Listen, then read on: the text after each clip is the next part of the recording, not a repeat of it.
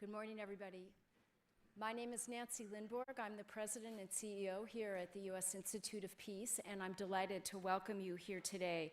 A special welcome to our esteemed guest of honor, Prime Minister Imran Khan, and to the delegation who's traveled far to be here with him. A warm welcome to everybody who's joining us online, and you can join the conversation at USIP on Twitter with hashtag ImranKhanUSIP.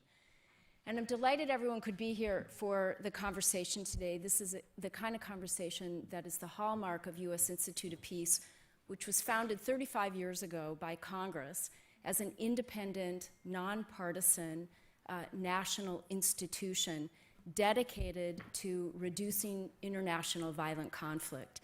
And we very strongly believe that peace is possible, that peace is practical, and it is absolutely essential for U.S. and international security. So we pursue our mission by linking research with policy, with training, and with action, working on the ground with partners. Our Pakistan program is one of our largest here at the Institute, and we've been active in the country since 2011. We partner with a network of civil society organizations, innovators, scholars, and policymakers to support local programs, conduct research and analysis, and convene local peace builders. We've supported programs in cities and villages throughout Pakistan. We focus on increasing tolerance of diversity using arts, media, and culture to promote dialogue and peace education. USIP partners in Pakistan have reached more than 130,000 youth and has helped support their peace-building activities. I've been fortunate to have a chance to visit and to see the extraordinary impact that these young leaders are having. We also work with other institutions, including the police, to promote police-community relations and enable the police to be more effective at nonviolent means of addressing conflict. We use our trusted networks in the U.S. government and in Pakistan to facilitate 1.5 and 2.0 dialogues to offer opportunities for policy specialists and those close to decision-making on both sides to think of other solution sets and to offer innovative approaches to break through policy obstacles. So we have a long history also of hosting Pakistan top political officials. Last year, we were honored to host Pakistan's Foreign Minister, Shah Mahmood Qureshi, who's here with us today. Welcome. And we're also delighted to have with us Pakistan's ambassador to the U.S., Asad Khan, who's a good friend. Pleased to have you back with us. Today, of course, we are honored to have with us Pakistan's Prime Minister, Imran Khan. This is his first visit to Washington since becoming Prime Minister last August. We have had the honor of hosting him in the past. The last time you were here was in 2009. The Prime Minister comes to Washington at a particularly critical moment in U.S.-Pakistani relations. And yesterday, hopefully we'll hear more about it, he met with President Trump for the first time to discuss cooperation between U.S. and Pakistan. So today we thank Prime Minister Khan for the opportunity to hear his insights into developments in Pakistan and what we can expect from Pakistan on the international stage. After the Prime Minister's opening remarks, I'll host a moderated discussion with him and then take questions from the audience. We have people circulating with note cards. Please write down your question and pass them in to a U.S. volunteer, and we'll also be taking questions from online. And with that, please join me in giving a warm welcome to Prime Minister Imran Khan.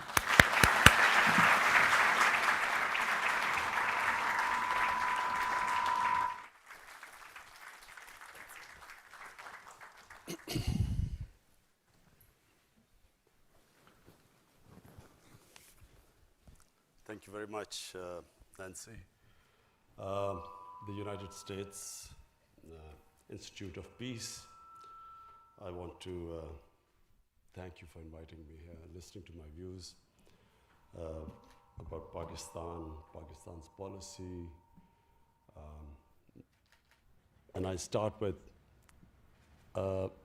how someone like me, a sportsman for 20 years, international sportsman who ended up in politics.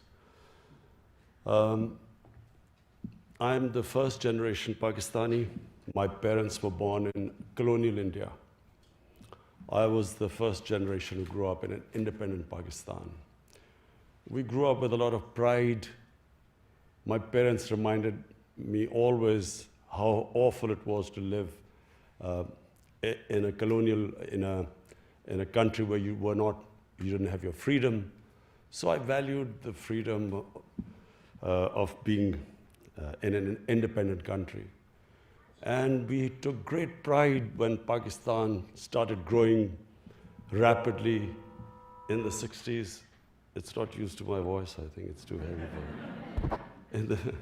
In the 60s, Pakistan was the fastest growing country in the whole region. Pakistan was a country which gave us hope. We grew up feeling that this is a country with a destiny. And then things started going wrong from 70s onwards. And I was playing cricket for 2 decades, international sportsman. I finished in the early 90s. And my initial thought after playing sport was to go into social work. I had already started building a cancer hospital. My mother had died of cancer. And I realized that there was no cancer hospital in Pakistan, so I thought I would build one. Specifically because poor people cannot afford cancer treatment. So I spent 6-7 years of my life after cricket building and then running the hospital. But it was during that time I realized that this is a big country. Social work was not going to change it. The only way it would change our country is joining politics. Change only comes through when you head a government and bring about a change. And the reason why I joined politics was because I realized our politics was going in a direction which was leading Pakistan to nowhere. Problem with most ex-colonial countries was exactly what Pakistan was facing. If you look at Africa, you look at the independence movements in Africa, and then the leaders who came from the independence movement, once they assumed government, a similar pattern took place. The moment they got power, they used power for benefiting themselves. Corruption was the main reason why countries could not reach their potential. And Pakistan was exactly that country which in 60s, while was taking off, from mid-80s onwards, it started going down because of corruption of the ruling elite. So when I formed my party in 1996, it was on an anti-corruption platform. And I campaigned for 15 years in the political wilderness, talking about corruption, and could not make people understand the relevance, the relation between corruption and poverty. People could not relate the two. Somehow in ex-colonial countries, people thought taking money from the government was nothing wrong with it, because it was not your government. It was a foreign government which was ruling over you. So if you evaded taxes, there was, you were not doing anything wrong. And similarly, corruption. So I formed my party, as I said, in 1996. For 15 years, I had only a few people with me, and no one thought I had a chance. But then suddenly, people began to understand what I was saying. So the party then began to take off about 7 years ago. And in 2013, we formed government in one of the 4 provinces. And because of our performance in that one in that one province, in 2018, we won the elections. So what has been the main challenge since we've come to power 10 months ago? Number one challenge was inheriting a country which was bankrupt. We had the the biggest current account and fiscal deficits. But worse, what corruption does is it's not just a question of bankrupting a country and money being laundered out of the country. What happens is the ruling elites, when they make money, when they make money out of corruption, they then have to take it out of the country because otherwise people would know, ask them questions, where did the money come from? So you suffer in two ways. Number one, the money which should go to human development ends up going into people's pockets. But secondly, that money leaves the country. And in my opinion, which I spoke to President Trump yesterday, the biggest problem that the world faces is about $1 trillion leaving developing and poor countries and either going into offshore accounts or they end up in Western countries. And this is impoverishing, this is causing more deaths than through terrorism, than through drugs. The amount of people dying of hunger and disease, lack of education, not having clean drinking water, is because of the ruling elites and developing world taking that money out and parking it into, as I said, offshore accounts or Western countries. So we faced a similar situation. We had the biggest current account deficit and fiscal deficit. But the other aspect of corruption is that in order for the ruling elites to take money out, they have to destroy the state institutions. Because if the institutions are strong, they would not be able to take the money out. For instance, if your anti-corruption body is strong, if your justice system is working, is robust, if your taxation department, like equivalent to the Indian revenue here or the IRS here, if these institutions are strong, you cannot take money out of the country. But that's the biggest damage these corrupt ruling elites do to developing world. They destroy these institutions. So, you can recover the money, but what you can't, to build institutions takes time. So the biggest challenge we have faced since we've been in power is trying to build the state institutions. And, we have succeeded, we have turned around various institutions, but it is a slow process. The relationship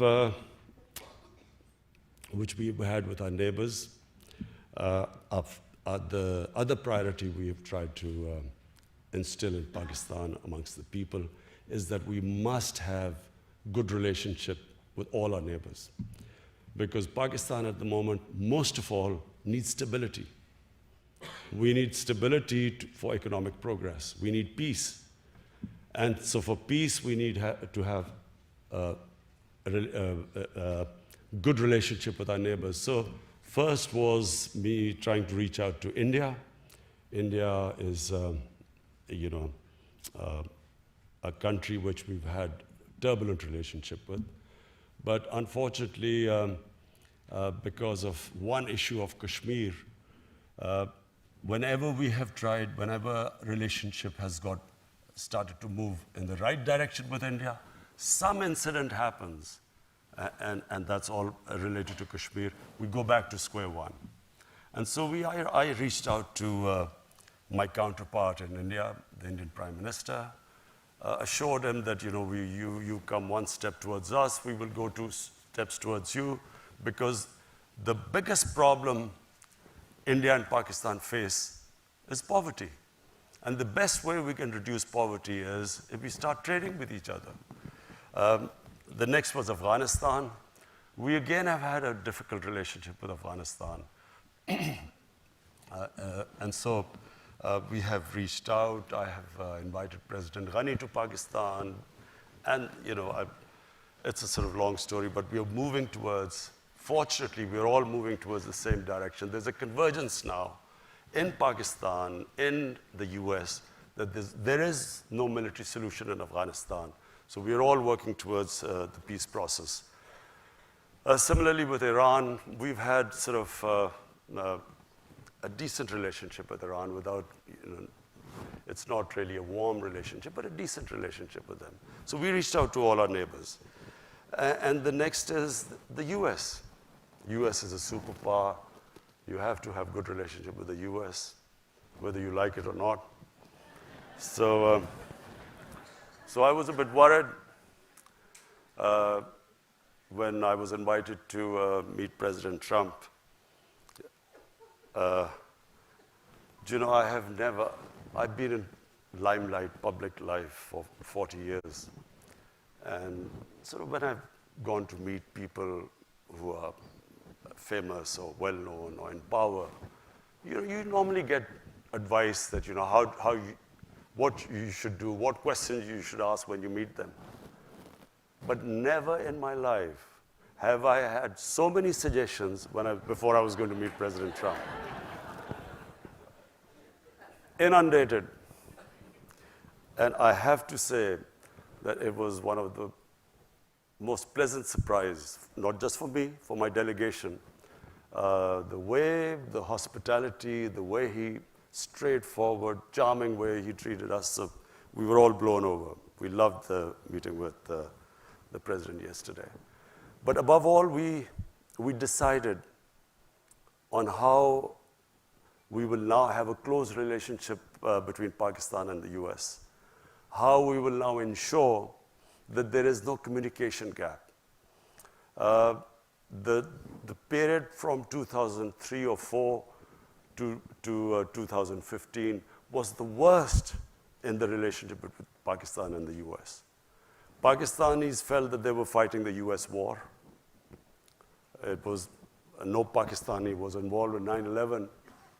Taliban were in Afghanistan, Al-Qaeda was in Afghanistan, but Pakistan ended up involved in that war, and we lost 70,000 people.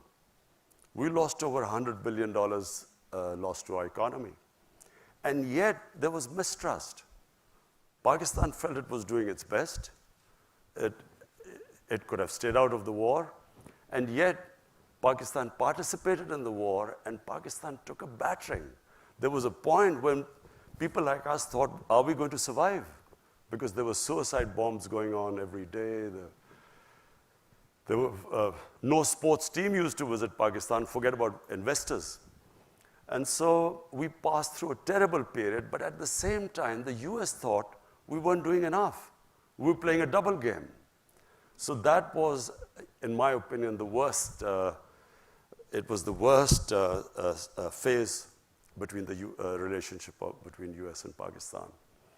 I was one of those, and I came here, I think in 2009, and I tried to explain to people here that there was no military solution in Afghanistan.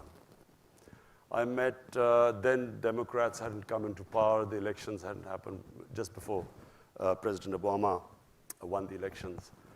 I tried to explain I had a meeting organized, there's Dr. Ikram here, he organized a meeting with Joe Biden, John Kerry, Harry Reid, towering figures of the Democratic Party.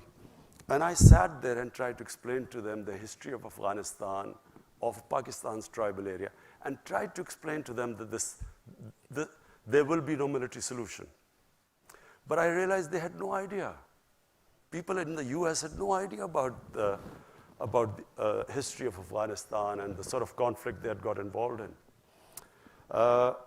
And fortunately, this time, everyone knows, people understand. So why do I think that we will now have the very best of relationship with the US? Because we are all on the same page. Previously, Pakistan army was supposedly fighting for the US, this war on terror, but the US did not think we were doing enough. And in Pakistan, we thought we had gone out of our way.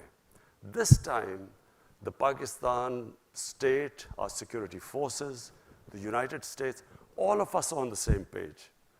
That peace in Afghanistan can only take place through a political settlement, through dialogue. So we are all now working on getting the Taliban to talk to the Afghan government. They're already talking to the US. And we hope that this will eventually lead to a settlement. Not easy. It's not going to be easy because there's no centralized Taliban command. It's a devolved movement. But we feel that if we all work together, we feel this is the best chance of there to be peace in Afghanistan. Apart from that, domestically, just one final word before I take your questions. I've struggled these 23 years to get into power. Most of these, as I said, in wilderness, political wilderness. I was not fighting political parties.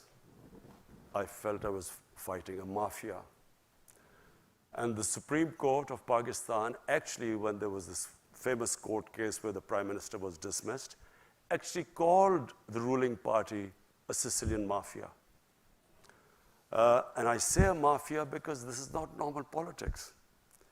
Because the two ruling families had been in power off and on for 30 years. And when you're in power for 30 years, their penetration was right down in the bureaucracy, in the judiciary, in the election commission.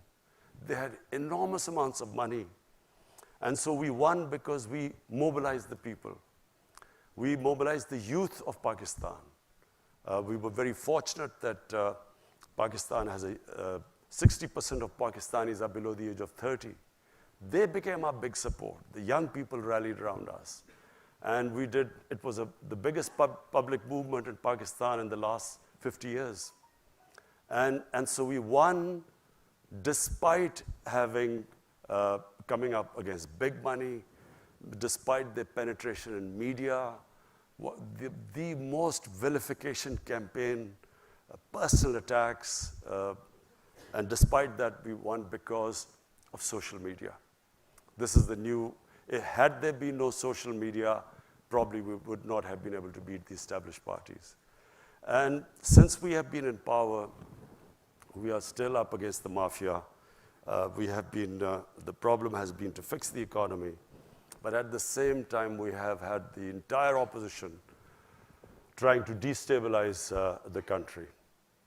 So that twice they have tried to create this uncertainty that there's been a run on the rupee. We almost had a run on the rupee because of them predicting that all fake news that IMF had told us that the rupee would go to a certain number, all wrong, but putting pressure on the economy all the time. Finally, I can say right now, after 10 months, we have finally stabilized the economy, and we feel now that we are now, after stabilizing the economy, we feel that we can now move ahead and start our reforms. Our reforms are very straightforward. We believe that real development is human development. So we are going to, all our money, we've decided that all the money which we retrieve from the criminal mafia, we've started a massive accountability campaign. We will then direct it towards human development. We've started one of the biggest poverty alleviation program in Pakistan's history, despite having financial constraints. But we believe that a country cannot rise if there's a small lot of rich people and a mass of poor ones. This is what's happened in Pakistan. The gap between the rich and the poor has grown with each year. And the whole system just caters for a tiny elite. The education system caters for just a tiny elite. To give you an example, we have a total of students coming from what are the elite schools, English medium schools, are 800,000. The children who go to government schools, they are about 33 million. And then children who go to Dini madrasas is 2.5 million. So we have three-tiered system. So the first thing our government is trying to do is to synthesize the syllabus, bring in science subjects, other subjects into Dini madrasas, which are the religious schools. So bring them into the mainstream. Similarly, in the Urdu medium schools, teach them English. so that we equip them for higher education. So we're trying to bring the education system, which is the biggest problem our country faces, and the most difficult problem. So that's number one. Secondly is the Pakistan taxation system. We have the lowest tax GDP ratio in the world. We have, out of a population of 210 million people, we have only barely people, 1.5 million people pay taxes. So there's no way you can sustain a country if you do not expand the tax base. So we now are in the process, very difficult process, convincing everyone to come into the tax net. There are a lot of strikes going on right now, but we feel that we will be able to overcome them. Because it's imperative now that the Pakistani people pay taxes.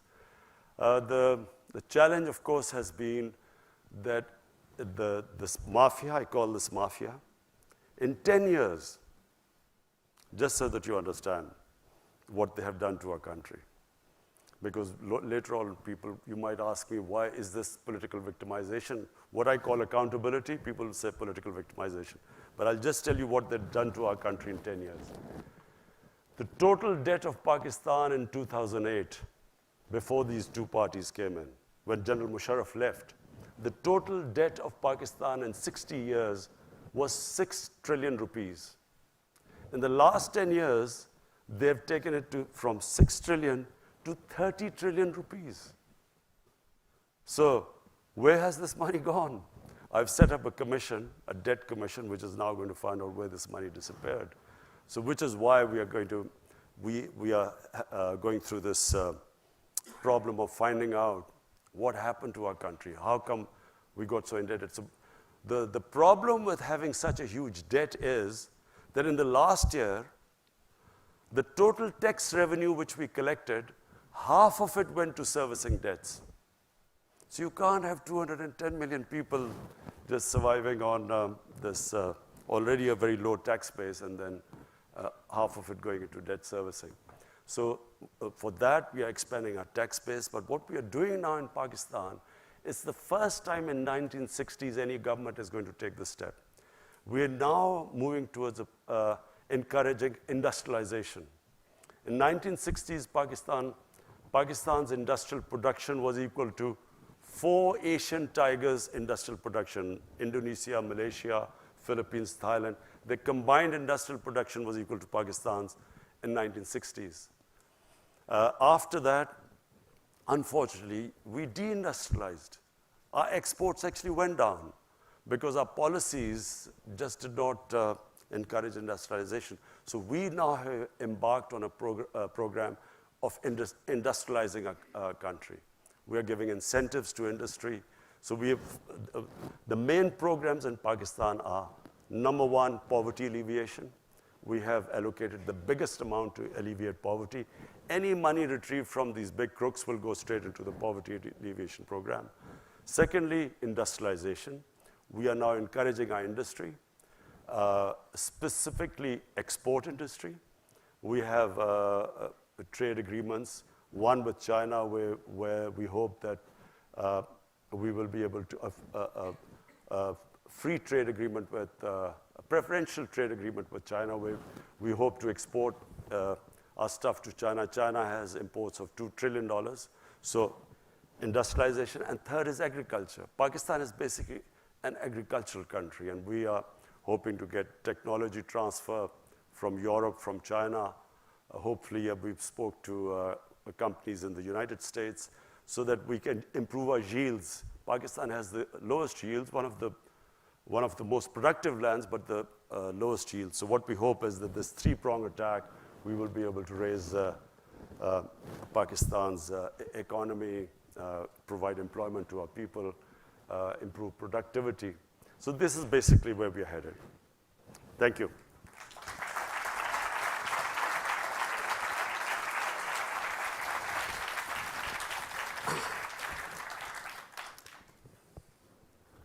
Thank you, Prime Minister. Thank you for a very rich view of the challenges you're facing and the approach that you're taking. I wanted to start, you gave us a taste of your meetings yesterday with President Trump, and in the past you've spoken also about your commitment to take a different approach to U.S.-Pakistan relations than previous Pakistan leaders. And I'm curious if you wanted to say a bit more about what is the difference with your approach and how's that resonating during this visit in Washington, and how do you see the future between U.S. and Pakistan? You see, Nancy, I always felt that the relationship between Pakistan and the United States was never multi-pronged. It was basically a transactional relationship. So, for instance, in the 80s, Pakistan was fighting the jihad against the Soviets. And so the US was helping Pakistan, was providing aid. And Pakistan was, the various groups created in Pakistan were then conducting attacks inside Afghanistan against the Soviets. The moment that the Afghan jihad ended, the US packed up and left. And not only did they leave, Pakistan was slapped with Pressler sanctions. So Pakistan then was left with 4 million Afghan refugees, a number of militant groups which had been created to fight the Soviets, all dressed up and nowhere to go. We had heroin, drugs that were used at some point to pay for the fighting in Afghanistan. So Pakistan, then first time we had these sectarian attacks and sectarian militant groups, which were first time we heard of sectarian attacks inside Pakistan. Then comes 9/11, and Pakistan again joins the US. I was then, I only had one seat in parliament at the time, and I remember when General Musharraf was consulting all of us that the US wants us to join them in the war. I opposed it. I thought Pakistan should stay neutral. And I'll tell you why I thought Pakistan should stay neutral. We had created these jihadi groups in the 80s. We had indoctrinated them in the idea of jihad, that foreign occupation in Afghanistan, it was a religious duty to fight them. So all these groups, including Al-Qaeda, had arrived in Pakistan. Now comes 9/11, then the US invades Afghanistan. And now we are trying to tell these same groups who had close links with the Pakistan army, because they were created by the Pakistan army, now we are telling them that no, it's because the good guys are there, it's no longer jihad. Now, obviously, a lot of them turned against the Pakistan army, because Pakistan army was then trying to neutralize them.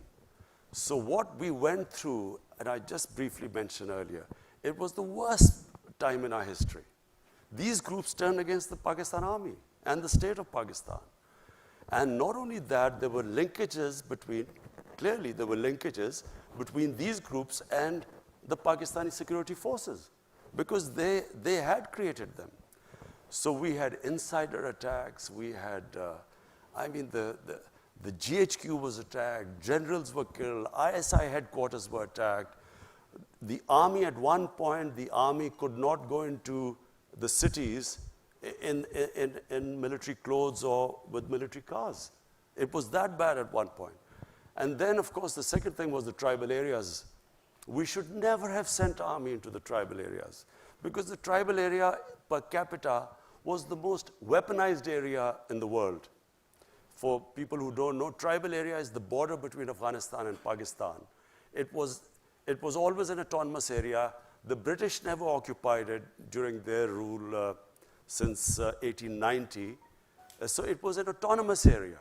It ran by its own rules. So in 2004, under pressure from the United States, Pakistan army went into the tribal areas to flush out Al-Qaeda.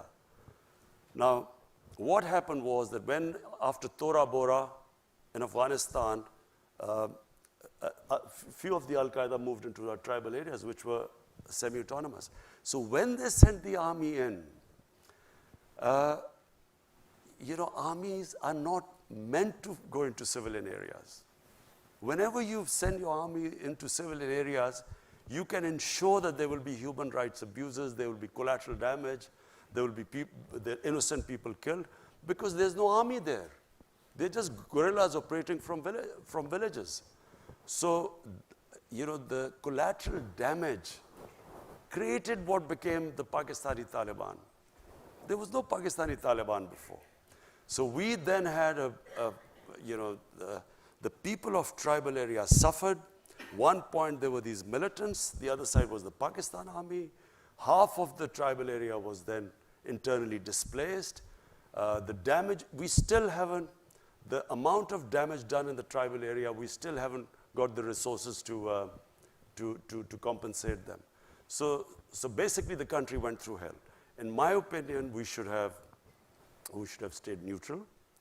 That way we would have had control over these militant groups, and we could have in our own time neutralized them. But because we became a part of the US war, they turned against Pakistan. And so now what I feel, there was a watershed in Pakistan, in Pakistani politics. In 2014, the TTP, the Pakistani Taliban, they slaughtered 150 school children in what was called the APS, the Army Public School. There was a reaction within Pakistan. All the political parties then signed a paper called the National Action Plan. And we all decided after that we will not allow any militant groups to operate inside Pakistan. Until we came into power, the governments did not have the political will, because when you talk about the militant groups, they still have about 30 to 40,000 armed people who have been trained and in some sort of a theater, who fought either in Afghanistan, maybe in Kashmir. So we were the first government who has now started disarming all the militant groups. This is the first time it is happening. We have taken over their institutes, their seminaries. We've got administrators there. So it is the first time in Pakistan that we have decided there will be no armed militias inside our country. Which relates to the next question I want to ask you, and it's been in the news a lot. It's clearly a significant element in US-Pakistan relationships, and that's what you referred to as well, the ongoing Afghan peace process, and the possibilities that we might actually have some breakthroughs. And building on what you just said, is the Pakistan government able and willing to make the commitments to really help move these dialogues forward, especially in the event that the Taliban and the Afghan government aren't able to get a meeting organized? It's just for people's benefit. The fear amongst the Pakistan military establishment was always that there would be a two-front situation. So there would be, the Eastern Front, which is India, and then if Afghanistan was also in the Indian sphere of influence, then Pakistan would be sandwiched between these two. And so this was always the worry about the Pakistan military establishment, and which is why they wanted what was called the strategic depth. But this has changed. Today, there is no concept in Pakistan of strategic depth, because we feel that by interfering in Afghanistan, in order to secure the strategic depth, we have actually done a lot of damage to our own country, and for no rhyme or reason, we have become partisan in Afghanistan's internal affairs. Now, and I speak for Pakistan Army because, normally there was that, there's Pakistan Army is this independent entity, and, the governments have no control over it. I can sit here and tell you that as I speak, the Pakistan Army is exactly behind the government's program. Whatever our policies from day one we've arrived, peace with India, they were behind. When I decided to release the Indian pilot who had been shot down in Pakistan, the army was right behind me. So we today speak as, that there's no difference between the policies of the Pakistan security forces or the Pakistan's democratic government. And we believe that we should not ever interfere in the internal affairs of Afghanistan. Let the Afghans decide what they want, what sort of government they want, and we should facilitate the peace process. So this is the big difference now. Okay. We're all on the same page, and fortunately now that the United States is on the same page too, because after the Einstein's definition of madness, trying to do the same thing over and over again and expecting a different result, 19 years of conflict. And if they had gone, thank God for President Trump, I mean, this could have gone on for another 19 years without any result. But it sounds like you're willing to use your leverage with the Taliban to facilitate the peace process, you see, which is a big welcome change. The Taliban delegation wanted to meet me a few months back, and and when I became the prime minister. And it's because I always maintained that there was no military solution, while everyone else in Pakistan's political spectrum kept sort of agreeing that there was some military solution. So because of that, I had a certain amount of credibility amongst them. They wanted to meet me, but the Afghan government at that point did not want me to meet them. So I did not meet them, but now when I go back, after meeting President Trump, and also I've spoken to President Ghani, now I will meet the Taliban, and I will try my best to get them to talk to the Afghan government, and so that the election in Afghanistan must be an inclusive election where the Taliban also participate in it. Great, thanks. I want to ask something that's very important to people here, and that is the view that in Pakistan, censorship and harassment of the press, of activists and dissenting voices of women is on the rise. And you just spoke very eloquently about a new Pakistan, talked about the inequalities that have plagued the economy. And I'm curious, what are your thoughts and commitments about also protecting the pluralism and the freedom of speech and of the media that's so important to a democratic Pakistan? Just let me say one thing. My government, and time will prove this, will be the most inclusive government in Pakistan ever. We will try, we have already now ensured full protection for our minorities. We have, I won't go into detail, but there's one element where we still have a problem. But what we have done, no government has done before. And I'll give you an example that there was this case of Asia Bibi. She was this Christian woman who was jailed, and no judge would try them because of blasphemy. And because of the strength of one particular group, which had the previous government was held hostage by the group. They came in and they literally blocked the roads. And people were scared of that group. So when the judgment was given to free her by the Supreme Court, the same group then threatened. They came out on the streets. They were rioting for 2 days, and the stage was held hostage for 2 days. But this is the first government that, on the next opportune moment, actually took them out. We put them in jails. We just completely, and Asia Bibi was then safely, she came out, and then she wanted to leave the country, and we helped her. So all I'm saying is that this government you will see that it will treat its minorities as equal citizens. There is just one thing, I don't want to go into details, but there's one aspect, I can't talk about it, but we have still a problem. I'm not saying we've completely controlled the situation, but you will see that this is not out of worry about what the Western world or any other people say about us. It's because out of our conviction that our minorities, according to our religion, according to our constitution, are equal citizens. Now the media. I have, my life, I went to university in England, and I spent about 18 summers of my life in England. And I've seen the British media, very open, very free media.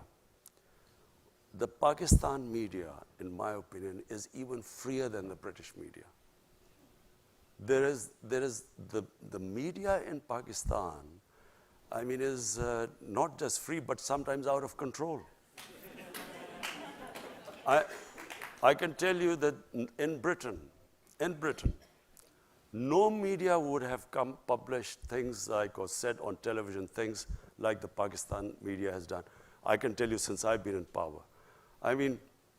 Imagine, I don't even think in America this would be allowed, even though the media has this love-hate relationship with President Trump, more hate than love sometimes. But imagine that, again, a prime minister of a country, and this man sits on television and says that I can tell you that he's getting divorced tomorrow. So if there was some truth in it, you would, okay, if he had some knowledge. But there's only me and my wife living together. Where did he get this information from? But this sort of thing, in the olden days, I can tell you that this guy would have been beaten up. Nawaz Sharif's time, the previous prime minister, he had journalists beaten up. Asif Zardari, people were petrified of him. People would disappear. In my time, I went to the legal channels, I reported it to the media, I went into the court.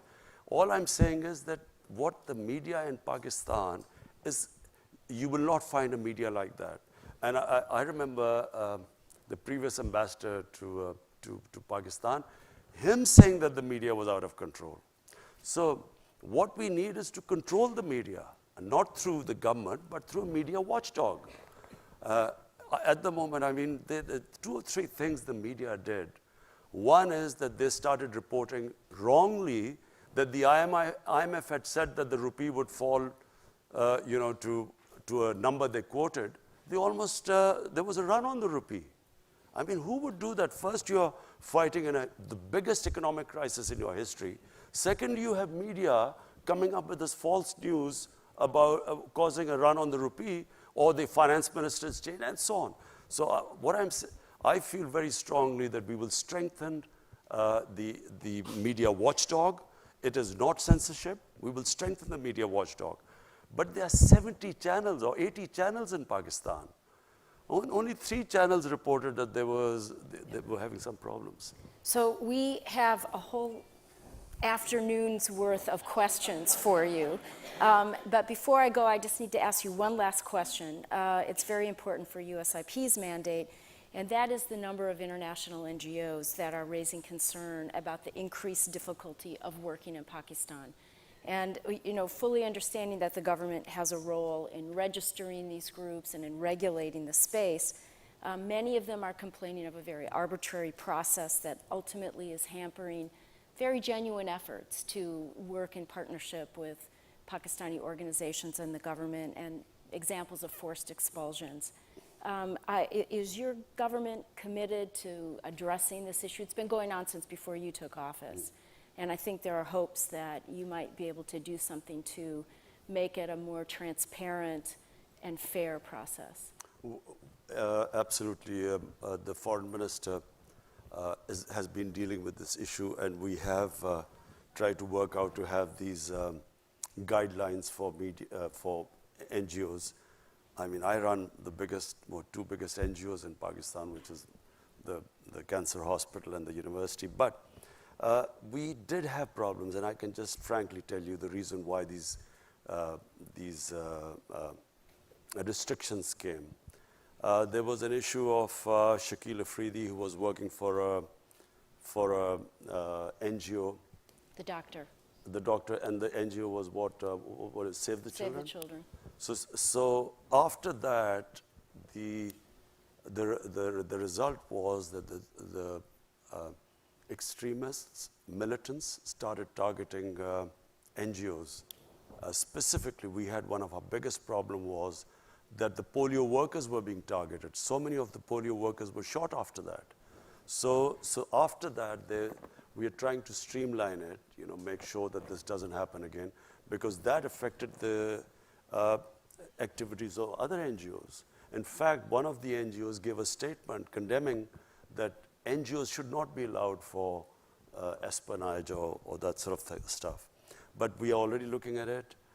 There were 3 German NGOs which had left Pakistan, but after being cleared, they've come back, and we're looking at a case-to-case basis.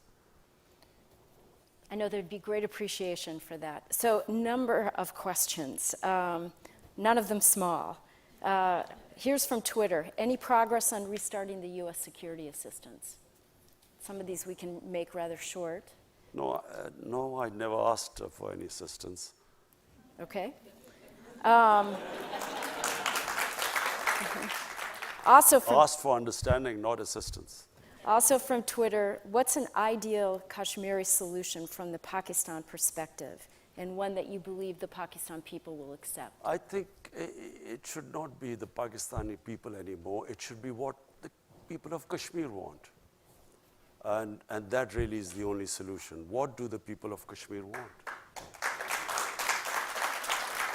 And presumably a process that surfaces that and enables it to take hold. Do you know, I'm told, because we had 3 foreign ministers who were in other parties who joined us. One of them, of course, is Shah Mahmood Qureshi. And 2 of them told me that actually they came pretty close in the time of General Musharraf and when Mr. Vajpayee was the Prime Minister of India. Apparently, they came pretty close. There was some sort of convergence on a phased movement on Kashmir, on sort of various steps to be taken, and over a period of time, some sort of a referendum. Anyway, but I don't want to say anything right now because it's a delicate issue. But there is a solution, and the solution has to be with the will of the people of Kashmir. So you covered this, but I see about 4 questions going back to this issue of media censorship. And here's one particularly that talks about TV channels are taken off, journalists are facing threats, the party's official Twitter routinely cautions journalists of committing treasons. So in a country where many journalists have been killed, do you think such rhetoric will enable and incite violence and directly affect the freedom of the press? Do you know, Nancy, I am probably one of the biggest beneficiaries of the media. When we had free media, I gained the most because I was, until 2001, there was only one television, and that was the national television, PTV, which was totally a government-controlled television. So with the independent channels coming in, I became the biggest beneficiary because we didn't have any money. I mean, my party was pretty small for a long time. So I was able to go on television and give my point of view. And that's how my party gained, because I had a way of conveying my manifesto, how I would deal with various issues. So there is no question in Pakistan of ever clamping down on the media. I can just tell you that. There is no question. What happens is sometimes, and I will, now that you keep asking, you were stuck on media, so I'll just go, I will just tell you a bit of truth about the media. There is, as Lee Kuan Yew once famously remarked, what was sometimes called freedom of speech by the media or freedom of expression is sometimes the freedom of the owners of the media channels to conduct whatever they want to do. So in Pakistan, what we had the situation where here we were fighting. I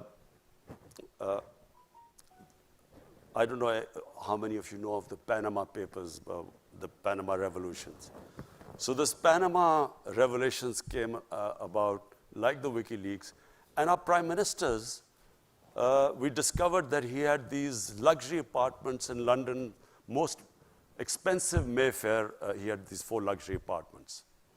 So like an opposition like anywhere in the democracy. We asked him, where did you get the money to buy these flats?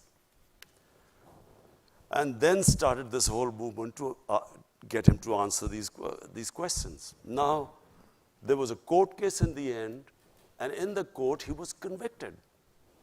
But do you know there was a media channel, one of the most powerful media channels, they did everything to protect him. Now, this is not what a media is supposed to do. The media did everything. They covered up for him, not just protecting him. I, who was asking my democratic right a question to asking someone, where did you get the money? I was attacked. Personal attacks. I mean, the sort of attacks I faced, no political leader I challenged, no political leader would have gone through the sort of personal attacks they went, because, you know, they couldn't attack me on my, on integrity, so they went on these personal attacks. So this is not normal for media to do this. Media is not supposed to do this. Media is supposed to be a watchdog, to bring out, you know, play the role of an opposition. But they're not about personal attacks and trying to blackmail you.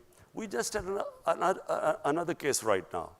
There's a judge who convicted the previous prime minister. Now this judge, the opposition brought out a video blackmailing him about him with some compromising video with some woman. They brought this up. This happens in Italian mafias. It doesn't happen in democracies. So, I mean, you know, sometimes, you know, I firmly believe that we eventually will have to move where the media owners will have to disclose their source of income. You know, just like anyone else, they'll have to say, how much tax do they pay? What is the source of income? Even if you ask them how much tax you paid, some of these media say this is a freedom, it's against freedom of expression. So looking at it from that perspective versus a censorship regime, but more of a transparency effort is the focus. And Nancy, accountable media. Media should also be accountable. You know, you can't have a media sort of protecting criminals in a society. Okay, we're going to move the conversation. Here, there are a number of questions about Afghanistan. I think you've covered that. But here's one specifically asking, how do you view the peace talks about Afghanistan hosted by both Russia and Uzbekistan? You know, we should really get all the neighbors of Afghanistan involved with the peace talks, because this is, it should be the interest.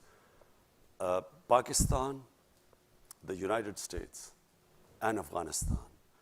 These three countries today are the most interested in having peace in Afghanistan. But not all neighbors are interested in peace in Afghanistan. Because, you know, for various reasons, people have their own, other countries have their own agendas. So I firmly believe that the US should try and co-opt as many countries as possible, because there will be people who will be trying to, you know, put a spanner in the works. And so if the neighbors are all involved, there's a much better chance of the talks going smoothly.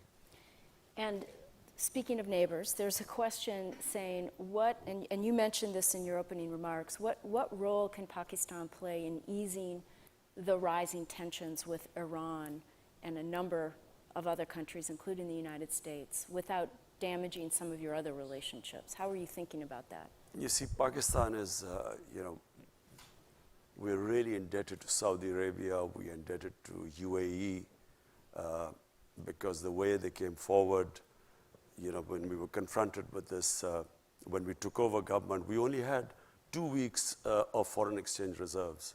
So we were staring at a default, and these countries came forward to help us, and so we are really indebted to them.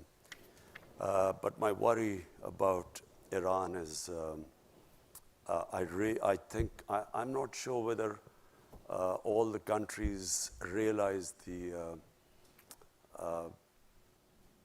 gravity of the situation if there's a conflict with Iran. People don't understand, you know, this is not going to be the same as Iraq. This could be much, much, much worse. It will have great consequences for Pakistan, adverse consequences for our country. It could unleash terrorism, which people would forget Al-Qaeda and those types, because the Iranian, the Shia element in Islam is very cohesive. They have a much greater sense of martyrdom than the Sunni Muslims. The battle might be quite short if it goes ahead and bombing airfields and so on. But the consequences after that, my worry is that not many people fully understand it, and I would strongly urge that there should not be this conflict there should not be another military situation. Pakistan has already suffered. I said, what we went through these last 15 years, the last thing we want is another conflict on our borders.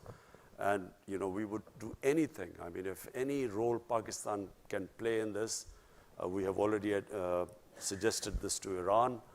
Until recently, Iran was willing, but then when somehow I felt that Iran is getting very desperate, and I do not think they should be pushed into a situation where this leads to a conflict.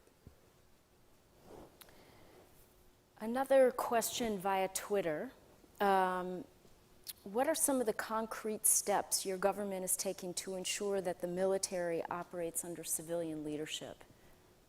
Something you alluded to in your earlier comments. You see, in Pakistan, we had 3 martial laws, and the last one was General Musharraf's. I think General Musharraf's martial law was a watershed in Pakistan, in the sense that there was a opinion across the board that when you have bad democracy, the answer is not to have a military government. Because the military government comes in, it's like curing cancer with Disprin. For a while you feel good because they are organized, it's an organized institution. But eventually, you end up in even a worse situation, because then democracy starts all over again. And what we need in Pakistan now is an extended run of democracy. And I really do believe that the democratic evolution of the country has reached a point where now we will go towards further democracy. I mean, us winning the election is who would have thought we would have won an election against these? How many times in a 2-party system has a third party broken through? It's unheard of. I mean, nowhere in the world does a third party break through. We broke through because of social media. We actually, despite the official media sort of not giving us that sort of coverage, all the opinion polls were that we would not make it. But it was the social media and the young people who came out and made us defeat the 2 established parties. And I think the process will keep going on. I think that in Pakistan, people have tasted freedom. They understand, the power of the vote. In fact, social media has actually democratized the whole world. Everyone now has, they have Twitter. Everyone can participate. That's how we're getting questions. Yeah. Well, I have 2 related questions on that I think build on the vision that you just articulated. And the first is, what will the government do to address closing space for civil society? And how does that fit into your vision? And closing space for civil society and activists. I don't understand. How is the government? Well, I think You're closing space for civil society? There's another question about Gulale Ismail and other activists. You're talking about PTM. PTM. Yeah, that's PTM. It's called civil. I think they're saying it's a broader civil society question, but it's actually related to PTM. Look, all these years I kept saying, when Pakistan, I stood up in the National Assembly in our parliament in 2004. I objected to the Pakistan army being sent into our tribal areas. No one understood the tribal areas. The only reason I understood the tribal areas is because some 30 years back, I wrote a book on the tribal areas. I did a travel book. I went all over, and so I understood the tribal areas. As I said, it is one of the most weaponized per capita area in the world. It's a most devolved democracy. Every village is an independent entity, and so they have never allowed outside interference to come into the tribal areas. So when Pakistan Army was being sent there in 2004, I stood in the parliament, tried to explain to them that the greatest number of losses when the British were ruling India, they suffered the greatest number of losses in Waziristan, which is tribal area. So we should never have sent army there. Whenever you send an army into civilian areas, there are massive collateral damage and massive casualties and destruction. So all the time when I was speaking out against this, I was being called Taliban Khan. I was being called pro-terrorist. General Musharraf, I remember, in a meeting said that I am a terrorist without a beard. And so once this whole thing was over, this young Pashtun movement started. And this Pashtun movement was correct, what they were saying. The area was devastated. The people of the tribal areas, I mean, half of them were internally displaced. Their shops were gone. Most of them relied on livestock. Livestock disappeared. The whole area was, as it is, tribal areas before 2001, 75% of the people were under the poverty line. So after this military action, they even went further down. So we had this young movement and movement stemming out of anger. And of course, they blamed the Pakistan Army for all the devastation there. And we've just had elections in the tribal area now. We've just had, first time in Pakistan's history, the tribal area has been assimilated with Pakhtunkhwa, a province. And first time we've had election, and I'm very pleased to say that PTI won the election. But we have now injected the greatest amount of money in the tribal areas to develop it. Never has so much money been allocated for development there. But you know, the reason why there were problems was that the PTM leadership started attacking the army. And they kept attacking the army, and the last thing happened was that they actually, civilians charged an army post, there were few people killed, and that's why there were restrictions. But now it's settling down because we've had a peaceful elections in the tribal areas. So I think we will now move on. Yeah, I think the question was probably triggered a bit by the New York Times article about the harassments and arrests of this Gulale Ismail family and friends. I wish that they would, the New York Times would also take the other point of view. Now I'm sounding like President Trump.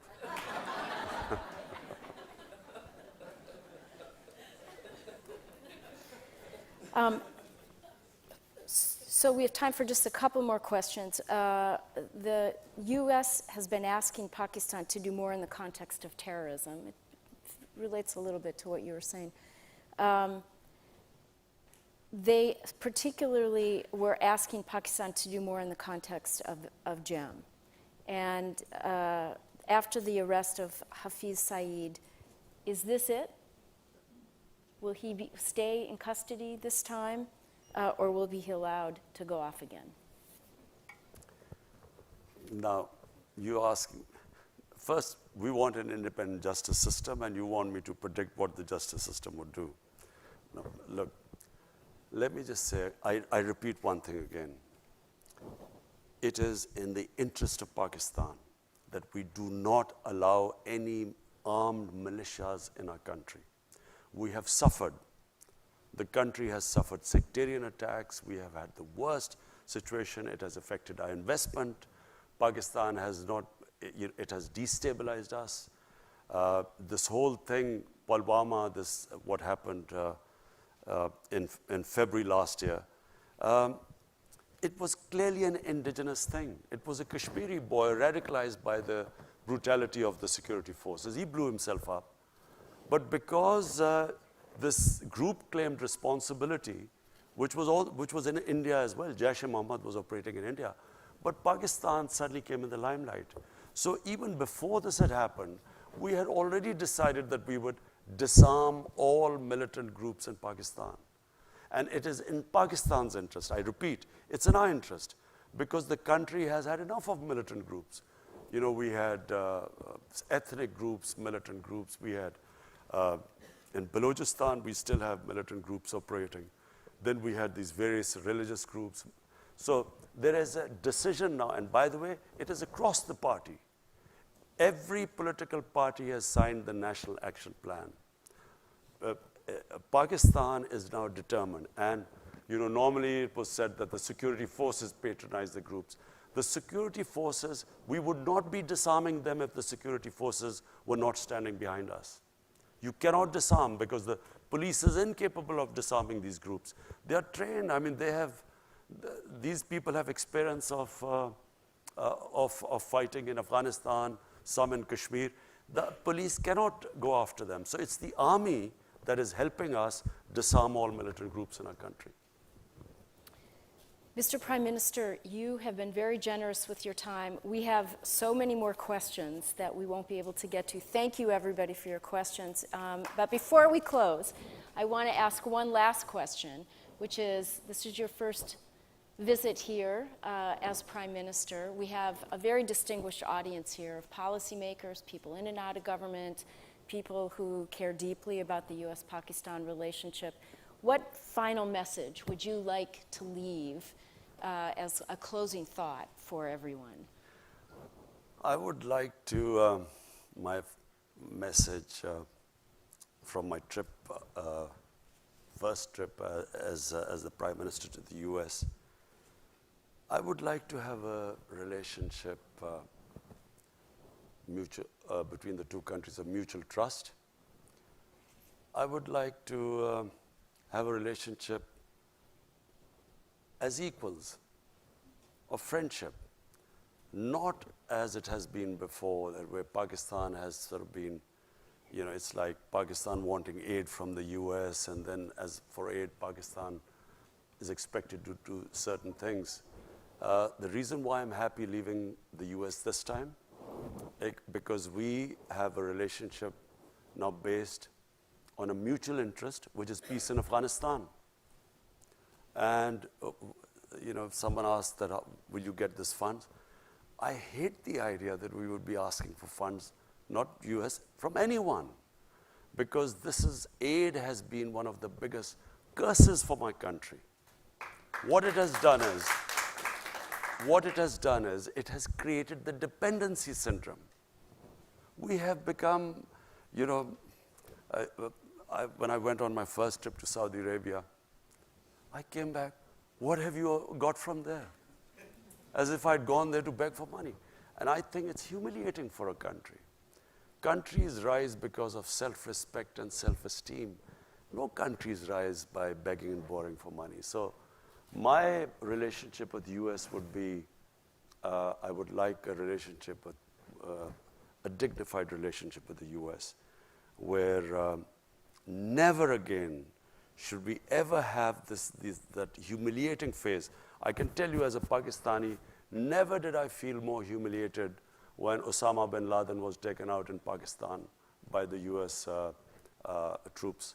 Never did I feel more humiliated, because here was a country which was supposed to be an ally, and our ally did not trust us. So as a Pakistani, for every Pakistani, it was humiliating. We never want to be in that same position again. We want to have a relationship of friendship. And it doesn't matter, you know, friend can be rich and the other can not be so rich. But so what? You know, it's about a dignified relationship, and that's what I hope to have with the US.